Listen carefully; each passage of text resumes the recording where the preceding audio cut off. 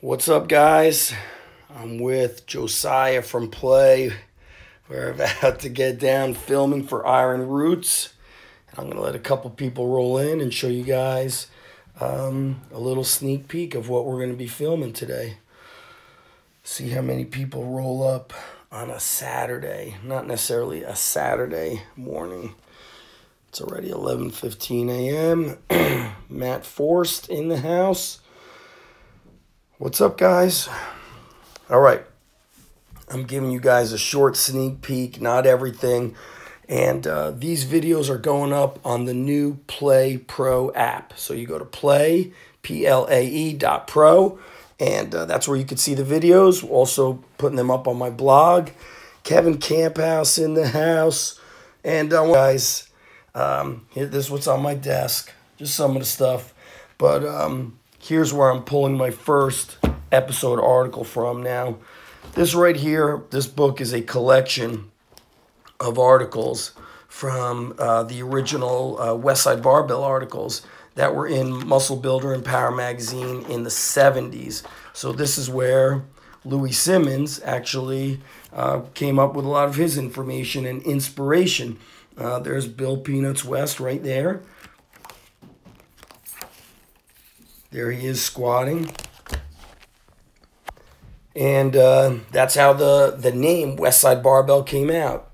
Yeah, my desk is never that clean, Bob. I cleaned it for the podcast, my man. We can't film a podcast where it looks like an avalanche fell on my desk.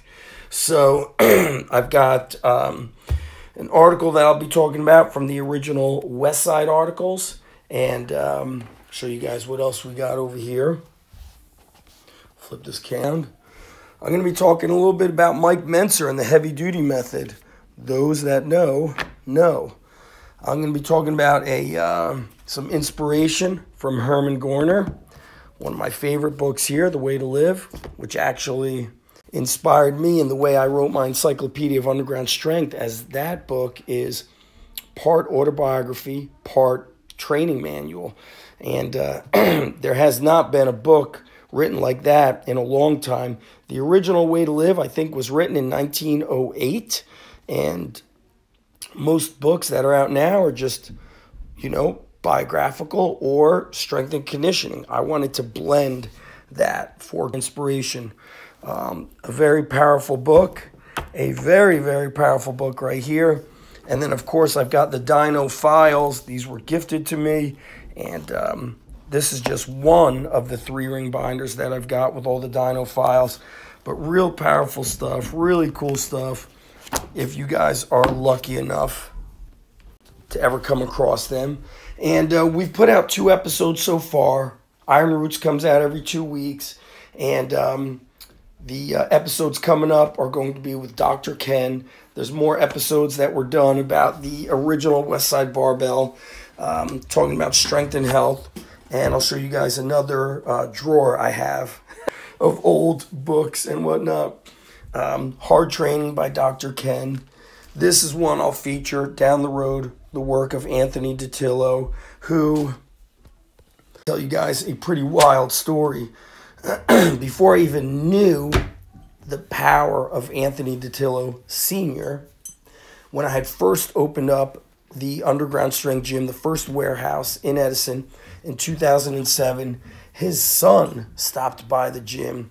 I don't recall the specifics of our conversation, but when he introduced himself to me and we spoke about training, I said, "Oh, I remember seeing advertisements in the back of the old muscle magazines from your dad. Is that you? Are you him?" He's like, "Oh no, that was my dad." So reading all these old magazines, anybody could put an advertisement in the back, and there might be an advertisement for a gym, a health, some of these gyms were called health studios back then. And his dad's books and training programs were being sold, and it was like bulk and power rack training, and it was really specifically niched for the cellar dweller, the garage lifter. And I wonder if I've shared this story before. So here's a story for you. when I was in middle school, oh, somebody's asked me if I saw the Strength Legends on Netflix. Yes, I have. When I was in middle school, I was walking out of the school, and right across the street were the residential homes, and there was a guy lifting out in front of his house. There was snow on the ground, and he had 2 or 3 barbells set up, but they did not have barbell plates. They had like this iron that was bent with cement plates in there. And he was out front deadlifting. And those plates were different heights. So they were essentially rack pulls. And this would have been maybe 6th, 7th grade. So we're talking 87 or 88. And I've seen a lot, guys. And that's why we're sharing this work from Iron Roots. Now, look at that crazy microphone back there. It's pretty wild. And let me show you guys the setup. This is serious stuff. Serious stuff here. So that's the whole gist behind Iron Roots, is that a lot of this stuff is lost. And there's strength coaches in their 20s and 30s who have not even read dinosaur training, who don't know, bodybuilding methods from the 70s and 80s, who don't know of these physical culture books. And what I'm going to do is I'm pulling like different exercises and different methods that I've learned from all of them to share with you guys. And you could implement it in a strength and conditioning manner. You could implement it in, a manner if you're just trying to get strong, get jacked. I mean, there's a lot of different ways to, put all this stuff in. My friend Chaitanya 5686 from India is an avid follower, and he's talking about the Colorado experiment. So I'm going to show you guys something. Let me show you guys something that we will feature down the road. It's not in this. It's not in today's filming. But here you go. The youngest Mr. America ever, Casey Viator. I can't remember if he won Mr. America at age 19 or 20. But let me show you some of the weights this guy was lifting. I mean, this dude was strong. And it's pretty cool to see all the drawings that they had.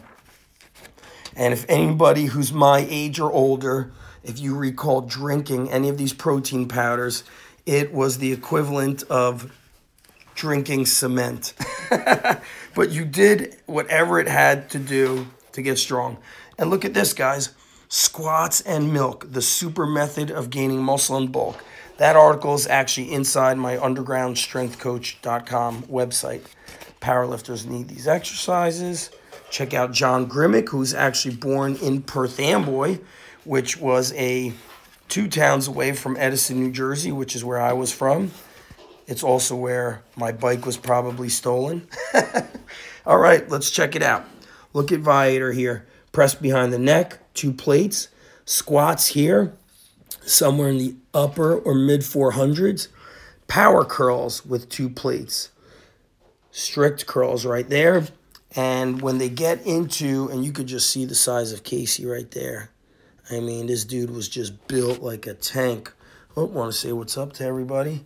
And turn this around. And I see my friend Angel. Angel, by the way, yesterday I was at my alma mater high school, Edison High School, and I met, or I've met him before, but I ran into Coach Giordano, told him that you're a good friend and a great guy, and he went and spoke and gave a little speech as it was a memorial for my high school coach who passed away last August. So we spoke about how awesome you are.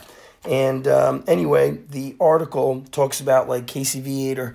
See if I could find the weights they were talking about, how much he was squatting. Give me a second here, guys. He was squatting something like almost 500 pounds for 20 reps. Oh, my goodness. Hard to find. Maybe it's on the original page. But, man, the number of reps that this guy did blew my mind. It may be in another article that I had read about him, but I believe he was squatting somewhere around 500 pounds for 20 plus reps.